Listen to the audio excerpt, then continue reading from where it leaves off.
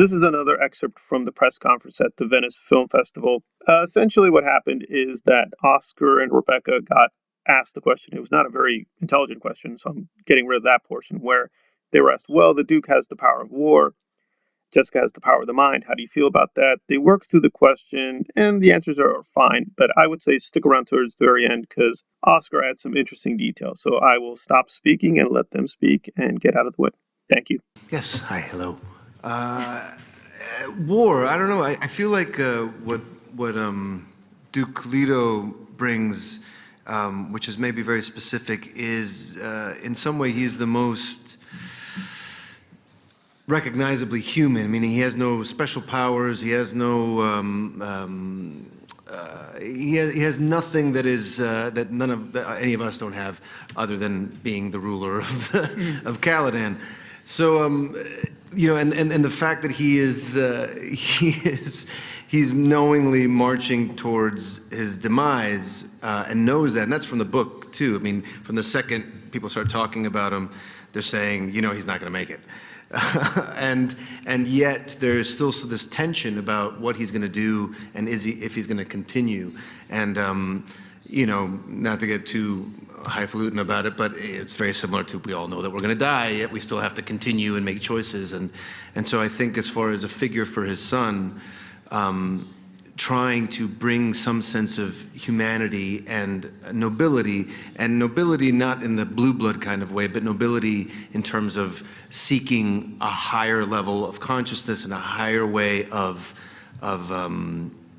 leading a nation and of leading a people, especially coming into this place. Like, how do you inherit all of this ugliness and all of this evil and all these machinations that are out of your control, and try to move towards a more noble state of being? I think that's the big thing that he's trying to give to this son that has been prophesied to be some messiah or something. But as far as he's concerned, as long as you can hold on to that humanity and the higher idea of humanity, you'll be okay. And it's an interesting dynamic between the two of them. That was something we had to talk a lot between Rebecca and I, about how much do they know about what each parent is doing? How much does he know about all of this, you know, manipulations over the centuries and what this means? You know, it starts with this thing that she was supposed to have a daughter, and she gave me a son instead. You know, she broke the rules out of some sense of love. Is it because it was a sense of love, or is it because she already knew it was time for this Messiah to show up? So it's amazing, because the more questions you ask, the deeper and deeper and deeper it goes. Yes. Hello.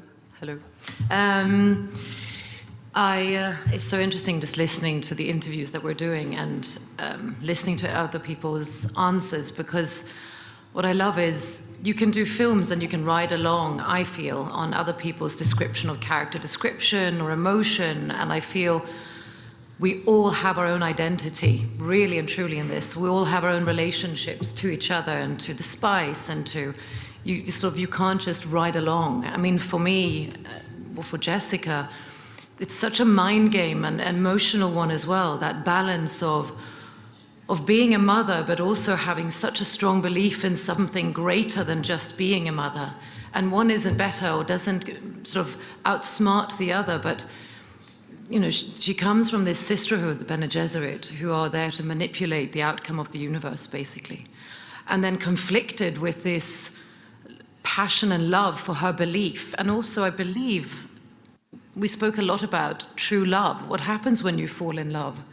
And the request of creating a son versus my chores. Which one do you go for? You know, it's a constant struggle.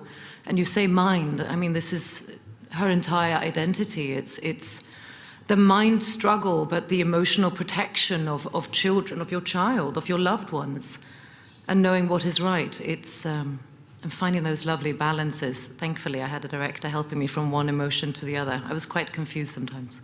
But yeah. But to speak to Denis as well, you know, it was something that we constantly spoke about. And trying to find that balance, and how, you know, how much we reveal of what they know, and looking, constantly going back to the book and talking about scenes and what can we add, what do we not need, how can we deepen the feeling of the family, and particularly the emotional battle between duty and love of your family, wanting to keep your family safe. Nicely said, Oscar. That was good. Thank you. I was just looking at you for approval And the whole time. Rebecca.